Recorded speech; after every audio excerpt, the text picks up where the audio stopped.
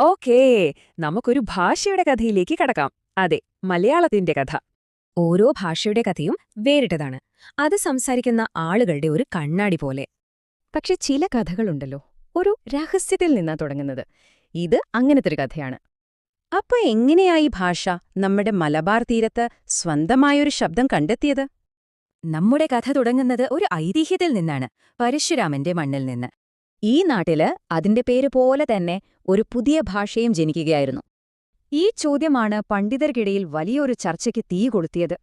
ചിലർ പറഞ്ഞു ഇത് തമിഴിന്റെ മകളാണെന്ന്, മറ്റു ചിലർ പറഞ്ഞു അല്ല, ഒരു സഹോദരിയാണെന്ന്. ഒരു കുടുംബത്തിലെ പോലെ വേറെയും ചിലർ സ്വാധീനിച്ചു. ഓരോരുത്തരും അവരുടേതായ സംഭാവന നൽകി. എന്തായാലും ഈ ചർച്ചകൾക്കിടയിൽ മലയാളം സ്വന്തമായൊരു വ്യക്തിത്വം തേടുകയായിരുന്നു. സ്വന്തമായൊരു എഴുത്തുരീതിയിലേക്കുള്ള യാത്ര നൂറ്റാണ്ടുകൾ നീണ്ടു, പല ലിപികൾ മാറിമറിഞ്ഞു വന്നു. ഇതിന്റെ ഭാഗമായിട്ടാണ് മണിപ്രവാളം എന്ന കിടിലൻ സാഹിത്യശൈലിയുണ്ടായത്. ഭാഷ സ്വന്തം വഴി കണ്ടെത്തുകയായിരുന്നു. പക്ഷേ അതിനൊരു വഴികാട്ടി വേണമായിരുന്നു. ആ വഴികാട്ടിയായിരുന്നു തുഞ്ചത്തെഴുത്തച്ഛൻ, നമ്മുടെ മലയാളത്തിന്റെ പിതാവ്. അദ്ദേഹമാണ് നമ്മുടെ ലിപിക്ക് ഇന്നത്തെ രൂപം നൽകിയതും സാഹിത്യത്തെ സമ്പന്നമാക്കിയതും.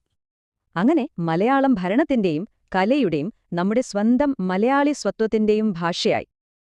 ആ പഴയ യാത്ര ഇന്ന് 3.5 കോടിയിലധികം ആളുകളുടെ സ്വന്തം ഭാഷയായി മാറിയിരിക്കുന്നു. അപ്പോ ശരിക്കും ഒരു ഭാഷ വെറും വാക്കുകളല്ല, അതൊരു സംസ്കാരത്തിന്റെ ആത്മാവ് തന്നെയാണ്. ആധുനിക മലയാള ഭാഷയുടെ പിതാവ് എഴുത്തച്ഛൻ. എഴുത്തച്ഛന്റെ ജന്മസ്ഥലം തിരൂർ, മലപ്പുറം.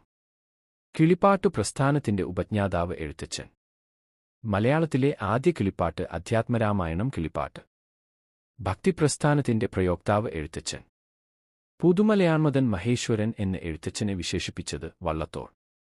എഴുത്തച്ഛൻ രചിച്ച കൃതികൾ: അധ്യാത്മരാമായണം കിളിപ്പാട്ട്, മഹാഭാരതം കിളിപ്പാട്ട്, ഹരിനാമ കീർത്തനം, 24 വൃത്തം.